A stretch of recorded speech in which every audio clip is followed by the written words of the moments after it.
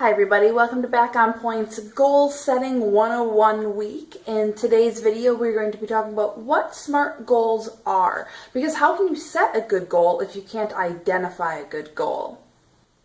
So in today's video, we're going to be talking about what a SMART goal is. That's SMART in all caps. Whether you're setting a fitness goal, a business goal, or anything in between, it's widely accepted that setting a SMART goal using the information found in that acronym is the best way to set a goal that you can actually achieve. So in this situation, SMART stands for specific, measurable, attainable, relevant or realistic, and time-bound. Specific is pretty obvious, but especially in fitness goals, you see a lot of people not set specific goals at all. Now, a non-specific goal, and one that I'm sure you've seen, if not made yourself, is I want to lose weight. That's not specific at all, which means you've already set yourself up for failure. A specific goal would be something like, I want to lose 10 pounds by Christmas. Or, I want to fit into that dress I've had hanging in my closet for a year by the time my brother's wedding comes around. I want to wear that to his wedding. Or something like, I want to be able to run a mile in less than 6 minutes. Those are all very specific goals. The M, measurable, is another very important one. Your goals need to have some way that you can track them, or you're never going to be able to tell if you achieved them, and you can't track your progress along the way. So for a lot of fitness goals, you're going to be looking at numbers. We are going to be looking at pounds or kilograms of weight lost, or the amount of weight that you can lift, or the time that you can do something.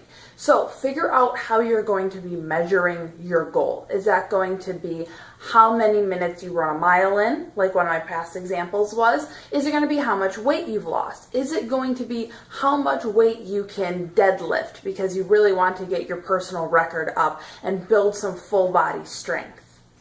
Third is an attainable goal. That means make sure you're not setting a goal that's so far out there that you have very little chance of reaching it. For example, I would never set a goal to run a marathon because I'm not a runner and I don't enjoy running. There's no way I'm going to run a marathon anytime this year, probably anytime next year, probably anytime in my entire life. I'm just not built for running. It gives me a lot of shin splints and it's not fun, so I'll leave that to the people who enjoy it. The R, depending on who you ask, stands for two different things, relevant or realistic. I like to use relevant because realistic seems like it plays too much into like attainable, but it's still a good way to look at it. Is this realistic for you to achieve? If it's not, probably not a good goal. Maybe you need to look at smaller goals or things that are more relevant to your life, which is how I look at the R in SMART goals. Relevant goals are kind of playing into attainable as well, but looking at something that will actually impact your life in some way. That's why it's a really good goal to say, I want to quit smoking by the end of the year, because quitting smoking does wonders for your physical health and saves you a lot of money.